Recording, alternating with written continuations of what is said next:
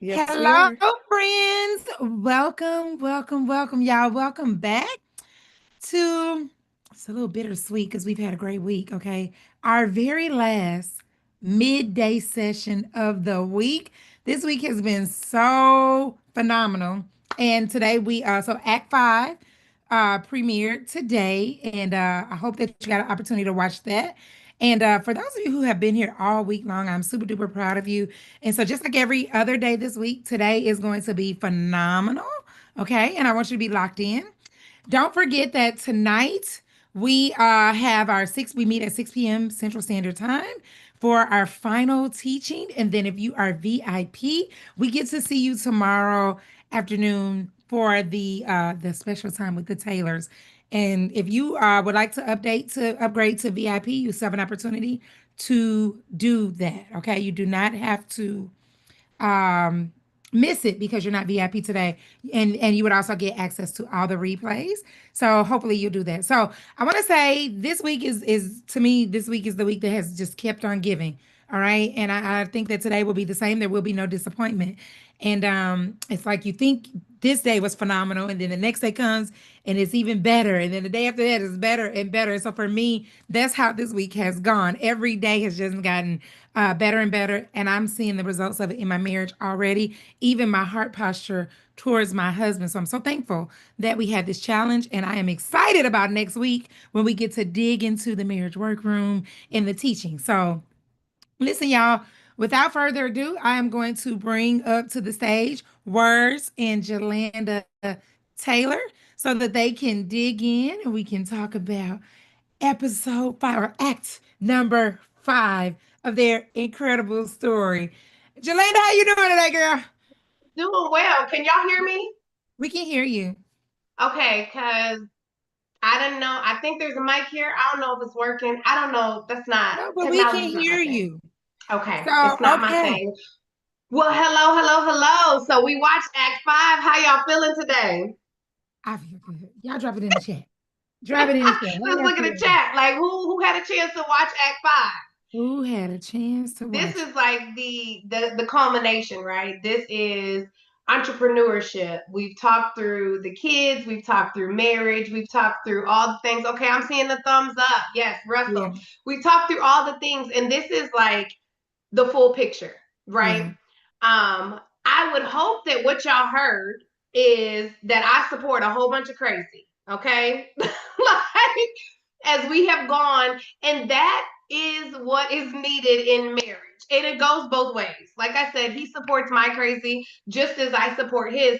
But that's what's needed, right? Like, it's like, oh, babe, I got this idea. You are we talked about what we want in our ideal marriage. You are your spouse's like biggest cheerleader, right? You're the one who's by their side, like, yeah, we got this. There's nothing that you can't do, right? Like, I want to do this thing. So when he came and said, babe, I mean, and when I tell you, I told y'all I'm an introvert. When I tell you this man, and let me rephrase this now, okay? Because I've over the years have been trying to say I'm not an introvert. We talked earlier about the trauma that I experienced, and so there is so much about me that makes me believe that my introverted characteristics are really a direct response to trauma. Because I can recall who I was before, right? And I can recall like I can identify with the feelings that I have, right? Of wanting to jump out and be out, right? So I'm not an introvert. I am selective.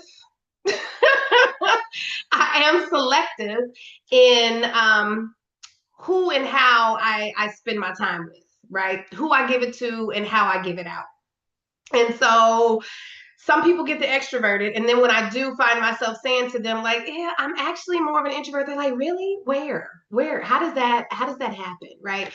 But in needless to say, when I met my husband, I was very introverted. I was very closed in. I was writing all of my poems in a book. I was writing all of my songs in a book. And when I tell y'all, this man pushed me out of that box and onto stages, which I was not unfamiliar with stages because I sang in my church. I've always been a singer, right? So I was comfortable with getting on stage to sing. But when he said, you're going to get on the stage and we're going to do poems, and I looked at him like, what? Who does that? Right? Like, but that is what you want in your teammate, right? You want somebody who can see the best in you, can see untapped potential within you, and to say, hey, why don't you try that? Like, why don't you step out and try? And I'll hold your hand while you do it. I'll be right by your side so that, if you trip or stumble, I got you. I'll pick you back up. You won't fall. You might skin your knee a little bit, but you won't die, right? That's what you want in that. And when I tell you that has been an ongoing theme in our marriage, from him pushing me out to doing poetry, to then him pushing me out to say, hey, you're gonna be an entrepreneur. Oh, who? Listen, I work a job. Okay, I'm gonna go to this job and I'm gonna sit at this desk and I'm gonna be okay. I was miserable the entire time, but I'm gonna be okay because that's what I was raised to know, right? Like my father, we talked about in the days previously, his dad was an entrepreneur, so that was all he knew. My father worked a job. My father was a probation officer. He went to work every day at the same time and got off every day at the same time. And when he retired, he went to pick up a new job. Why? Because he didn't want to be retired, right? And so he still, once again, was every day, same day. And until he passed, that was all he consistently would tell me. You get you this job and get in this career. Do this thing. I remember when I told him, Dad, I'm going to school for psychology and child and family services. And he said, oh, you ain't gonna make no money. He was like, don't do that job. Go do a job where you gonna make some money. But all he knew was do a job, right? So to now have this man come into my life who is saying, hey, so not only am I going to get you on a stage, stepping outside your box, but I'm also going to get you in this realm of not having that what you perceive as security in an employer, right? I'm gonna get you out here figuring it out on your own.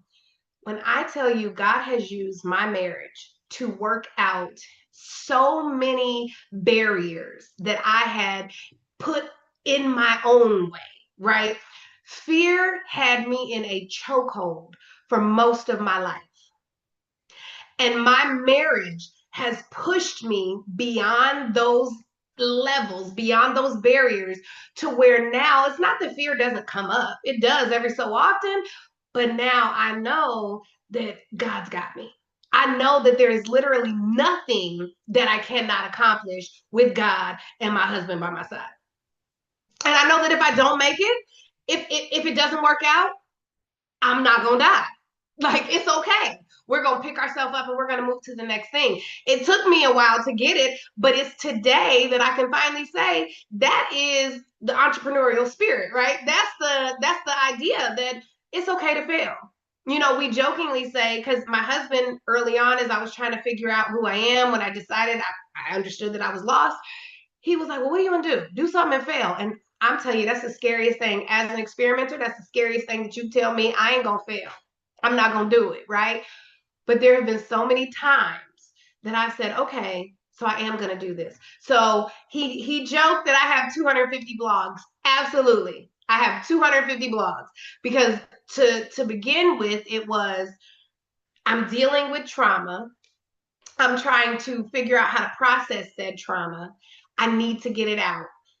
Why don't you just write? Just write. That's what we start with. So that was the first barrier and the first part of fear that I had to get over. So I wrote, and yes, I wrote 250 blogs, and they are currently going into what will be a debut book of mine, right? That I have been working on. And I'm like, okay, God, you're constantly pushing me to where my husband, I've been telling him for years, babe, I'm gonna get on social media. I'm gonna do a video. Not my selective self. You're not about to get me. And so he would always joke and make fun because I would do videos. I would say, okay, I'm gonna do 30 days straight. This was before Instagram was really a thing. I'm on Facebook. I'm gonna do 30 days straight on Facebook, y'all. I would do a solid 4. Okay. And then I'd take a break for about 2 weeks and come back and do another solid 4. Oh, hey, honey, how are you? Mr. Taylor is here. But you see, I started to call. I see. You see, I started to call. But that was my point of saying this. You That's can't right. get me on I was camera gonna and say, hear me. Julanda, you're an I said, babe, I'm introvert. starting this call at 12 o'clock. What you say? I was gonna say you're not an introvert in safe spaces.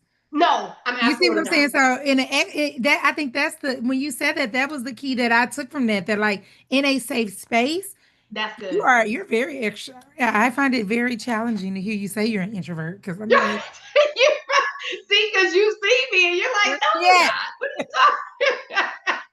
But in safe spaces, That's right. that's good, and that is good insight, and that's real. Like that's what it is. I think when you begin to understand where you come from, you begin to understand how trauma impacts you, right? Then it makes sense that you might be more selective in how you interact. If when you go into spaces, you look for. When I tell y'all, God has given me the spirit of discernment so strong, right? To where when I walk into spaces, I can sense and feel that right. Don't go over there. Like that's not, they're not, their spirit is something off. Like, and I can't, and I'm not saying I can tell you, oh, it's a demon. That's not what I'm saying. But what I am saying is that is not of God. And that is not what I want or desire, or that person doesn't genuinely want the best from me. They want what I have, or that person is silently or secretly trying to sabotage what I do. Like I do have that discernment, and I praise God for that. I believe that that was heightened because of my trauma, though, right? Like God, you want me to take your chair? Okay. God, you did it, man. I did it. Okay. Look at you. Not that I didn't text him and say, "Get your butt in here now." She be using me as her security blanket sometimes. Absolutely, that's what you're here for. But She did not great. that She did great. not that I didn't get that and get that strength from God. I just am able to look at the trauma and look at what I went through and understand how God has taken all of that and has used it for good, right? How God has taken all of that and strengthened that. And that has been able to translate fully into how I show up every day as a mom, as a wife, as an entrepreneur, right? So in this business journey now, there have been barriers, there have been hurdles, but I ain't as afraid anymore. Like I started the doggone Zoom today, okay? Without any and Tuka was surprised, like, go ahead, Julanda's on here on time. Yes, I am. Yes, I am.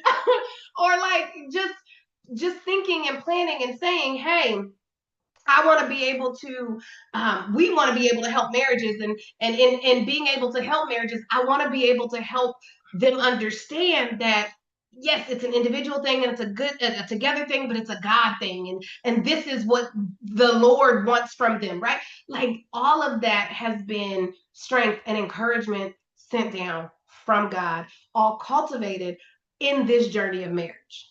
I do not believe that I would be the same entrepreneur today if I weren't married, right? Because my husband has brought things out of me and has encouraged and poured into me in a way that has made me to blossom into who I am today. And so I'm grateful for that. Praise the Lord. I'm grateful for that. Babe, you got anything you want to say about today's episode? Today's episode was it was good. It was good. I like I think the biggest part of when you're an entrepreneur and you're married, the biggest part is creating a level of belief in the vision, and just following through. So I would say in the beginning, I was all over the place. I'm trying new ideas, and I don't think there's necessarily something wrong with trying something new. I'm all for go on it, try it, but I would do something and I would start it. Like I would have what I told you all before. I would have an idea and I would have an energy attached to the idea. And if that energy leaves, then I no longer want to do the thing anymore. Right. I'm looking for the next idea that brings energy. Yes. All right. And so this creates the stress for your partner or for your spouse, because it's like, yo, you ain't completed anything. You got all these ideas, you got all of this stuff, and and you haven't had any form of completion. So that was the biggest thing for me, was the support of going through these things and just not giving up. But I think the reason why is because she would see me go through it. It wouldn't fully pan out the way I wanted it to, but at least she was able to see that, okay, he's willing to go through it. And then now, me being mature enough to start saying, okay, what are you seeing? What do you see? And I think that's probably, we have something, right? We all have this thing. Well, a lot of us have this thing in there, us, where we want to be able to say we did it and no one helped us. Right.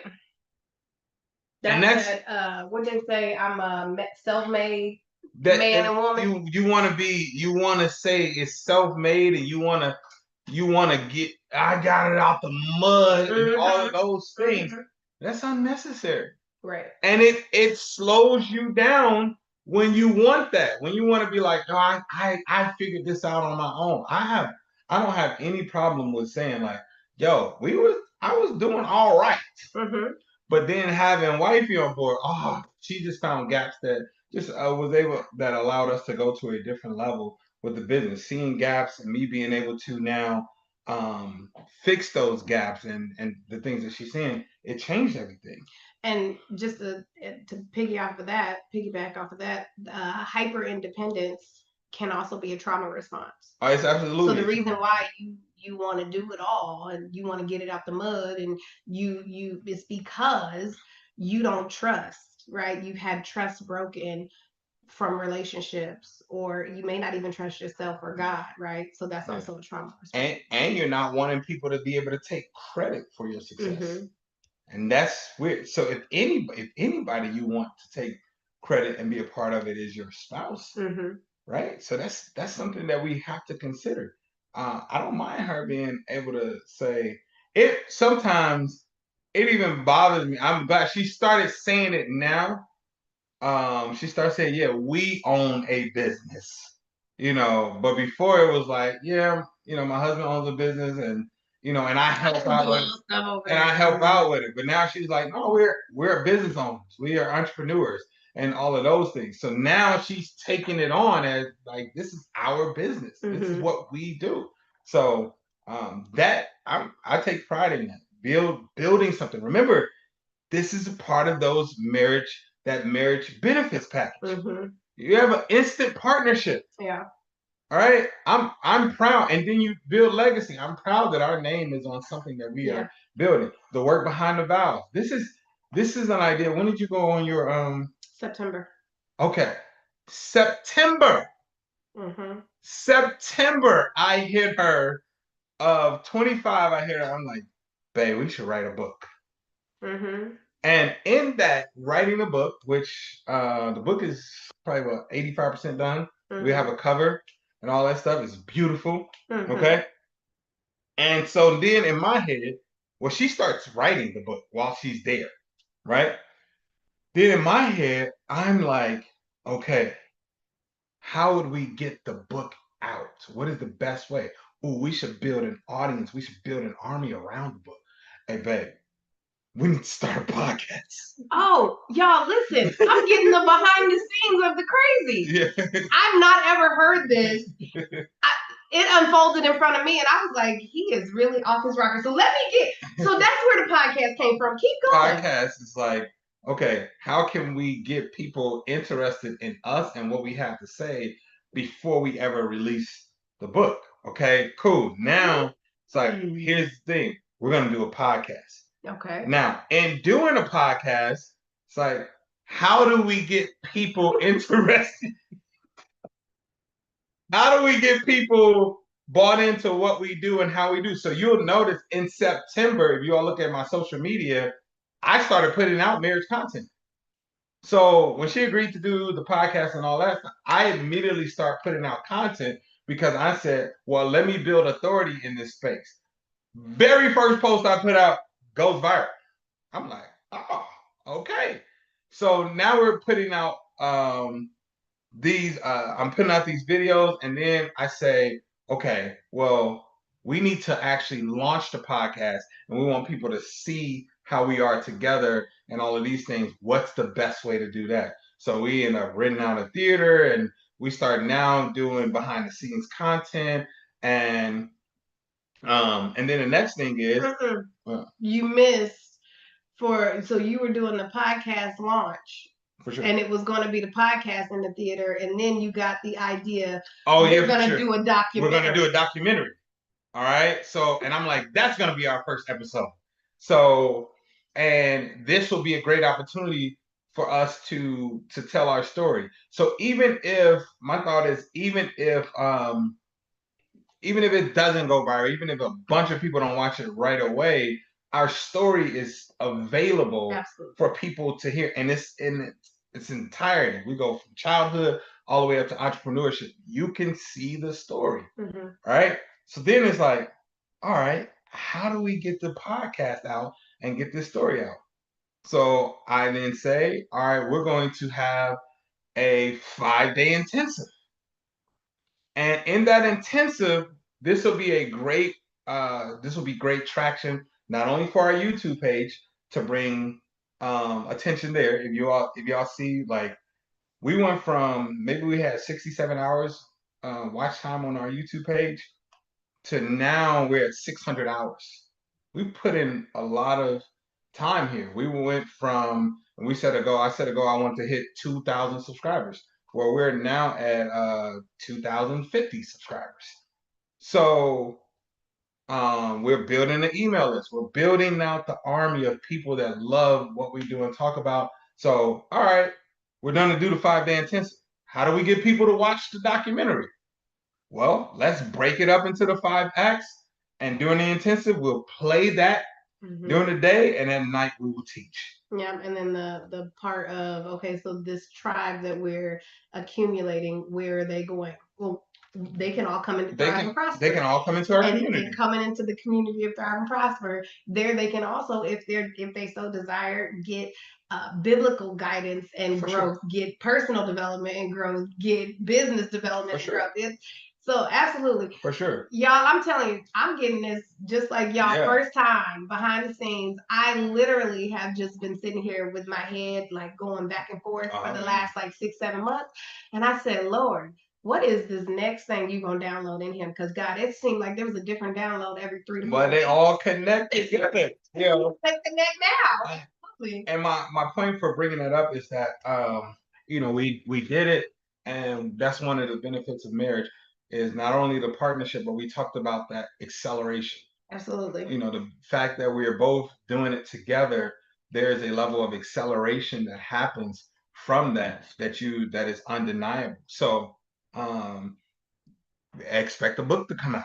So, but here's the thing. We're gonna set a goal before we release the book. Like, I want 5,000 subscribers at least. I want us to be monetized on YouTube and putting out consistent content. We already have 12 episodes of our podcast recorded. All of those like function. So even with that, I got the people. I'm like, because I'm the high explorer, I have already built some relationships on who would be the one recording for us. They come to the house, they record. Wifey, because she's the experimenter, the more detailed one, she's doing the research on, hey, here's some topics that we need to be talking about. Here's the series that we're going to do.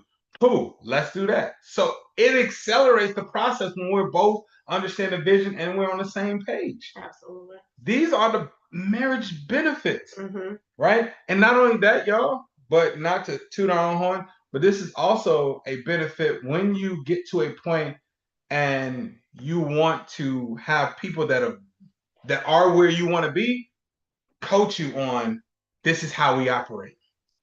This is how we function. And I'm showing you, I don't care where you are. There's not a place in your marriage right now, or it could be a couple, where we have not been. We've shown you through this documentary that we've lost home. So y'all can say, Man, I'm only at a job making $12 an hour, $15 an hour. I showed you all in here the results of we went from making 6 figures to now I'm getting an unemployment check of $250 a week. Mm-hmm. You see, our account is I'm getting the unemployment check, and then my account is still in the negative. We're going to checking cash. We're going to food pantries. We're doing all of those things. So financially, you can't tell me that, well, how am I supposed to do this without money? We did it. Well, how am I supposed to learn that? Well, we created a community for you so we can go through the process with you. And it started with our marriage, this foundation. If our marriage, at any point, if our marriage crumbled, then we would not have a business. Mm-hmm. We would not have healthy kids. We would divorce or whatever, right? It would be a lot of toxicity in our marriage. So we've been through we can't have kids. We've done it. In the midst of us trying to grow and all that stuff, or in the midst of COVID, stress, business, all of that, her father died. So it's like, we've done the whole, some of y'all gonna say, man, but you ain't had it where it just feels like one after the other after the, yes. Yeah, we have. Yes. Yeah, we have.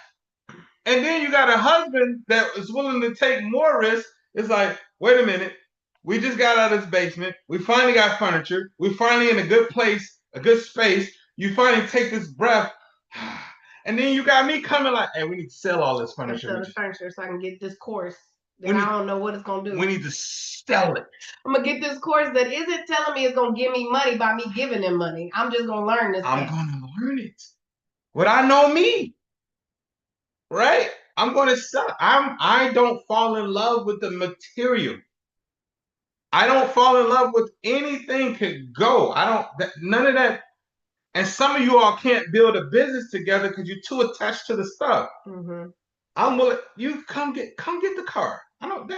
You're not gonna move me, or you're not going to have control over me because you think I'm attached to these material things. I'm not attached to them.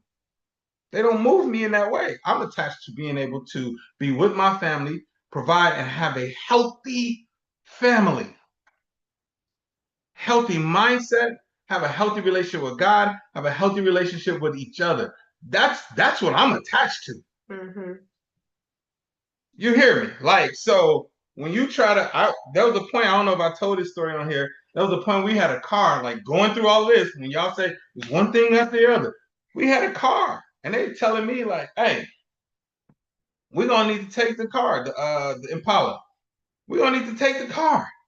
I said, well, I can pay 100 today. We can't take 100. We need the whole 300 or whatever, however much it was. I literally cleaned out the car, vacuumed that thing out, and I drove it to the bank.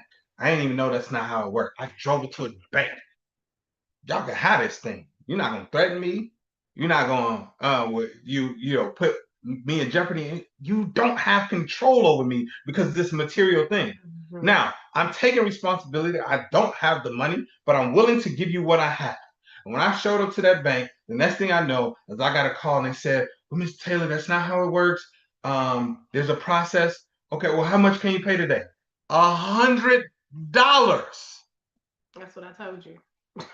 Okay, well, we'll just take the 100. Okay, cool. It's the same thing with Sprint. The same thing when we're going through the situation. All of those things, like, y'all don't know. I know that, well, Sprint is no longer, but I know the system with Sprint. And when they call me, your bill is $250. I have $50 for you today, my boy. I have 50. Oh, we can't take that. Okay, let me talk to somebody else because it's evident you can't make the decision. And I would tell them, look, hey, you can take this 50 now, you can take it in 2 weeks, you can take it in 2 weeks, you can keep taking it. I'm cool with that. And then by this day, you can start taking 100. I'm going to consistently pay you money. I don't have it all now. Would you prefer to keep calling me? And yeah, you can cut off my phone, but I can go get this where they're going to take this 50, or are you going to take the money that I'm willing to give? Okay, can you do the 50 and then 100 in 2 weeks? Yes, let's do that. So I'm saying I am willing not only to negotiate, I'm willing to take risk. I'm willing to sell this material thing because I understand where we're trying to go. I understand all of that stuff can be replaced. I'm willing to. I was like, yo, I don't want to celebrate birthdays. I don't want to celebrate holidays. I tried to do Christmas too. She wasn't with the Christmas thing. But I'm like, I don't want to celebrate these things anymore. All of that money I needed to do the business. But whenever we come out of wherever you want to go for your birthday, we're going to go. 40th birthday or whatever, which birthday? 40th birthday. She went to Belize. Let's make that happen. Let's make that happen. I'm willing to do the thing. That's what it takes. And when we talk, that's not just in business, but that's talking about a healthy marriage. Are you willing to do the thing that your pride and ego is stopping you from doing? That's the real problem. Your ego won't let you apologize because you're like, man, it's not my fault though. But why does it matter? In your marriage, in your marriage. So I'm not going. So we're not going to talk. We're not going to move forward. And y'all know, I said we get caught up in the world as well. That's the ego. Mm-hmm. We have to kill that thing. It doesn't matter. Because what is your end goal?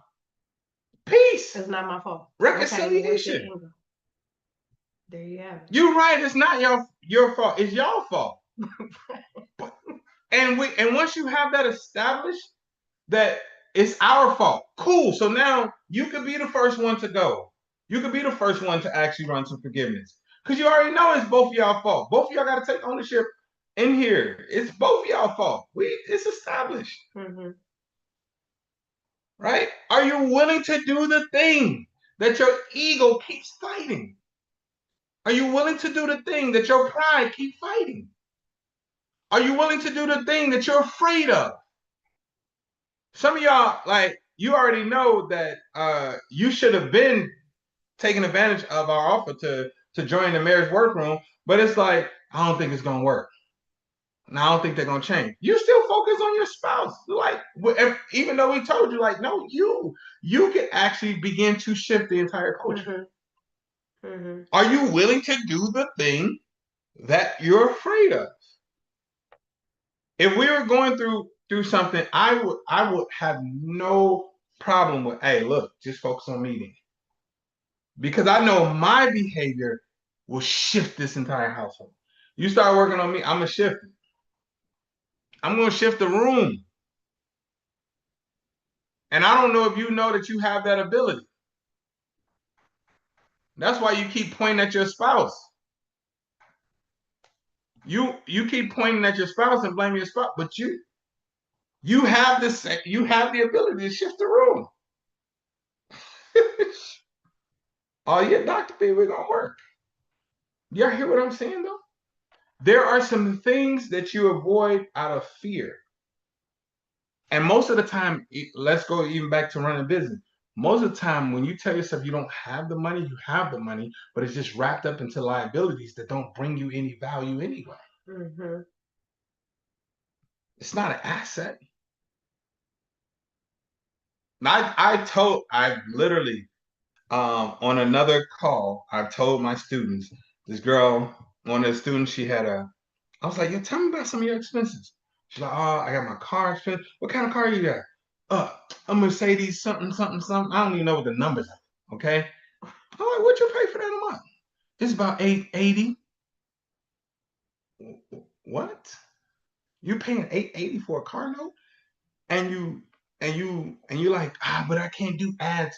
I can't run ads for my business. I know, because that's your ad money. You paying your ad money for a car. And I promise you, if you wouldn't have this car and you just say for the next 2 years, I'm gonna go back and get a Toyota. Go get the Camry. That was a good car. I like my Toyota Camry. The joints is fire. Go get a Honda. Them drinks be fired. And you're paying $220 a month for it. Now guess what? You got $620, $660 available now. Guess what you can do that? Invest into your business. And it's not a forever thing. It don't have to be. Because when you invest into your business, anything you invest in, you lock into, it's going to grow. When you lock into your marriage and you invest into your marriage, it's gonna grow. So now you got 660. Let's look around for some more. Can we find $1,000 a month? Now look, you got $1,000 a month to invest into your business. You can't tell me you can't grow from there. Even if you found a mentorship that was like, hey, this mentorship, I'll tell you everything you need to do for $1,000 a month. Run that. Run that. That's the part I'm trying to get you all to understand. That's the part of how I use the same system of entrepreneurship in my business. I have that same mentality. I'm willing to take the risk. I'm willing to do it. So Tanika said, her comment, I'm business minded and my husband is not. How do you bring partnership together with this? Also, if my spouse is not into doing business with me, how do I balance this without losing myself or what I'm called to do? I want to answer first only because I'm not business minded, right? So that's why I'm like, let me say something first. So there are a couple things in that. One, I want to address the bottom first. You say, how do I balance this without losing myself or what I'm called to do? My hope and my prayer would be whatever business you are trying to launch is actually what you're called to do and your purpose to do, right? So in that, you don't lose that connection to what God has purposed you for, right? You still get fulfillment and growth and kingdom living through the very business that you created. That is what this shift, that's what happened here. So I am not business minded at all. Or let me say, I wasn't, and I don't lean toward that, right? But I am called to help specifically relationships, women, children, men, marriage. I'm called for that. So while it may be a little harder for me to get up the motivation to get on a Zoom call about anything else, you pull one up about marriage and I'm like, hey, I'm here first. How y'all doing? What do we need to do, right? Because it's a part of the purpose. It doesn't feel like work then, right? On the flip side though, the partnership in marriage, so to go to the beginning, the partnership in marriage and the partnership in business, they don't have to be one and the same. They don't have to intertwine. It's great when they do, but they don't have to.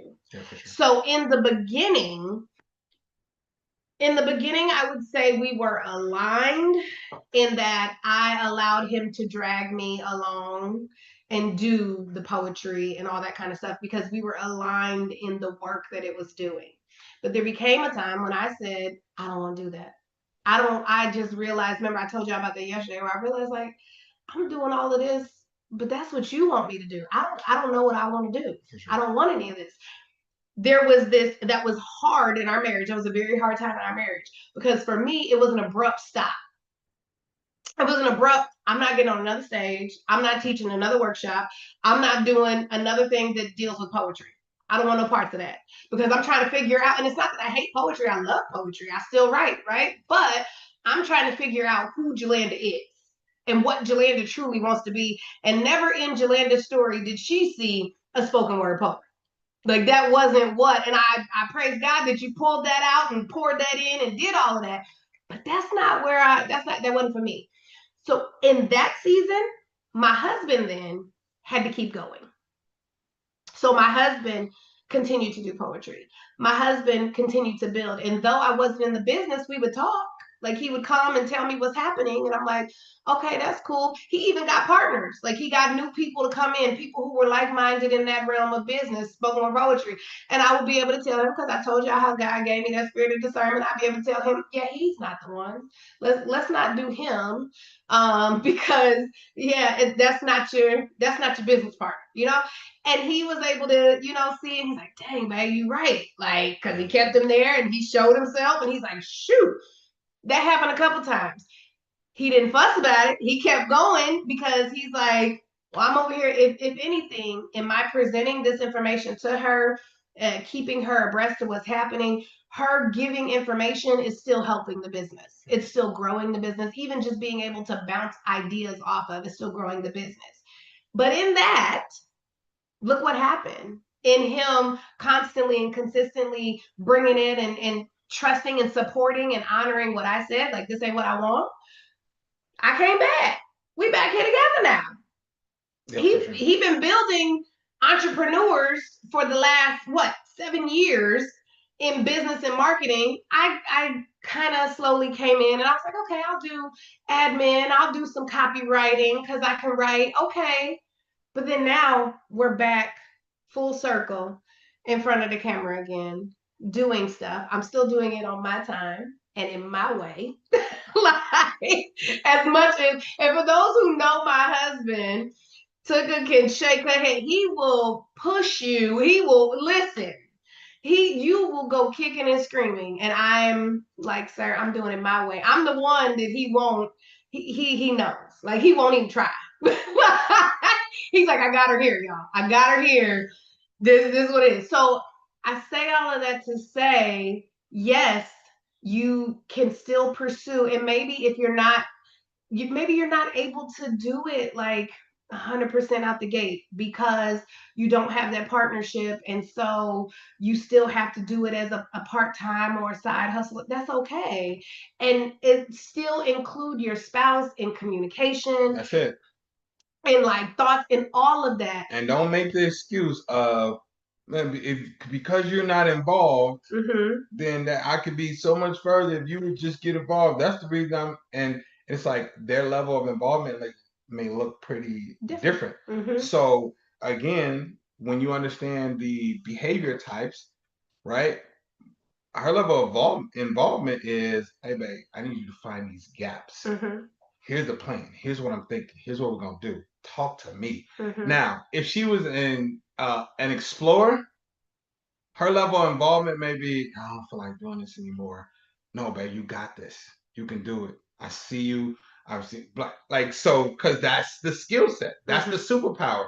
The superpower of an explorer is someone that's going to be supportive, that's going to be encouraging, that's going to make sure you feel like you can do anything, right? So I may need that at that time. The builder, their level of involvement may be, the consistency of, hey, look, man, I can set your calendar up, I can set your schedule up so you can do this, or I can do whatever the case may be. There's different levels of involvement in the situation. The only thing I need you to do is be on board with the vision. Be praying. That may be their level of involvement. Hey, babe, I'm not really interested in business, but guess what? I will pray with you every single morning. I will listen to your stories about the business, and I'll give you my thoughts on what I see or hear if you want them. If you have an event, I will work the door for the event. All right, I'll be an usher. I'll show people to their seats. I'll come and I'll set up the tables and chairs, and then I'll leave. Right? Yeah. So if that's just what it is. Yeah. It's like, so now you can use that as like, this is what I'm gonna do. Or they may be, you said your husband explorer. Hey babe, can you go to this event with me and just talk to all the people, so talk to the people. We can network.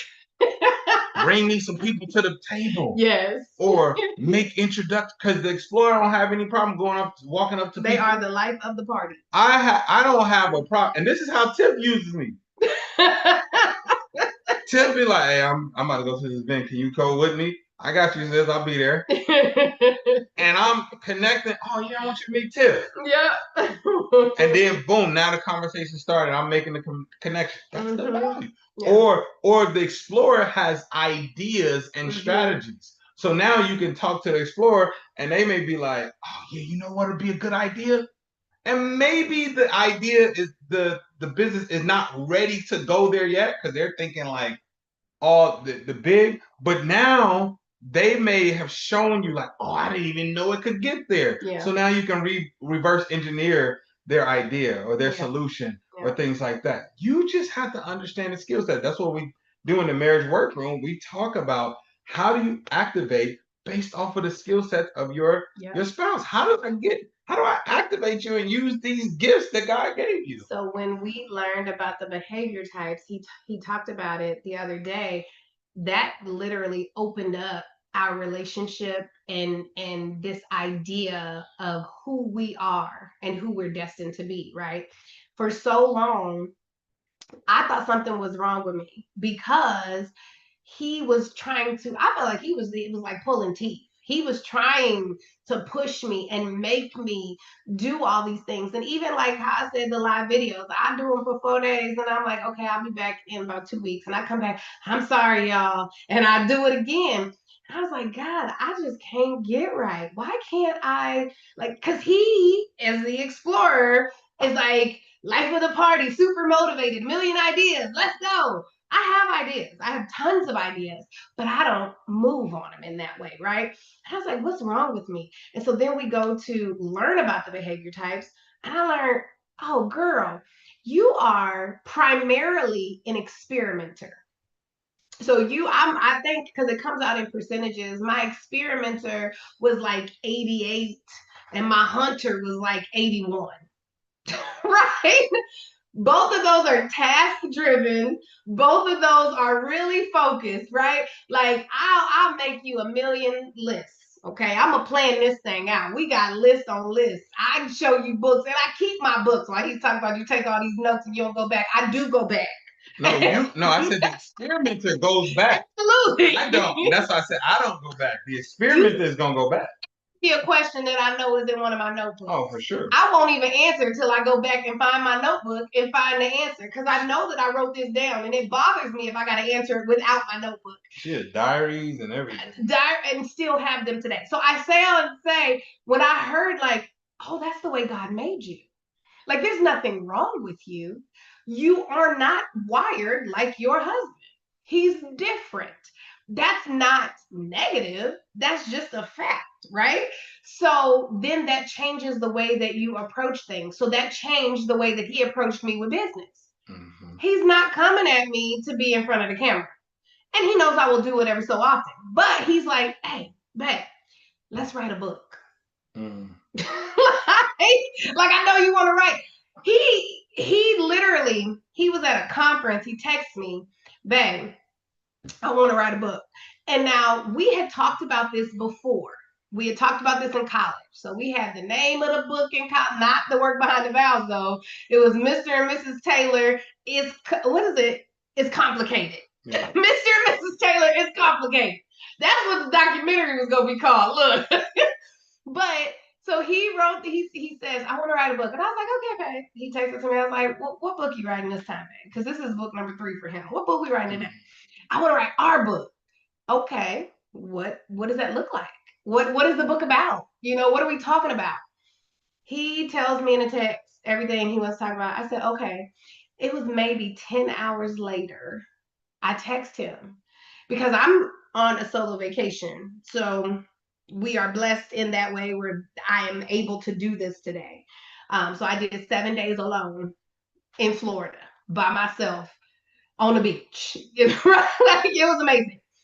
And so 10 hours later, I sent him the Google Drive link and I said, here you go, I'm done. I wrote 8 chapters. You add your stuff to it. 8 chapters. But that's how it is. When you work within your spouse's ministry, when you work within their strength. No, Tuka, I wrote 8 chapters in 10 hours. Yes, not 7 days. So I still had 6 days left to just chill out on the beach. And actually, I then began every day going back and reading the chapter that I wrote and fine tuning it and making sure that it was in alignment with what I desired. So seriously, he said, okay, this is where God has purposed you to be. Let me tune into that and let me pull on that strength and get it out. And it's not that he doesn't try to pull me out in other ways, right? It's not that he still ain't talking to me about you need to do this album and all this kind of stuff. He's still trying to pull me out in other ways, other things that he sees in my life, right? I don't want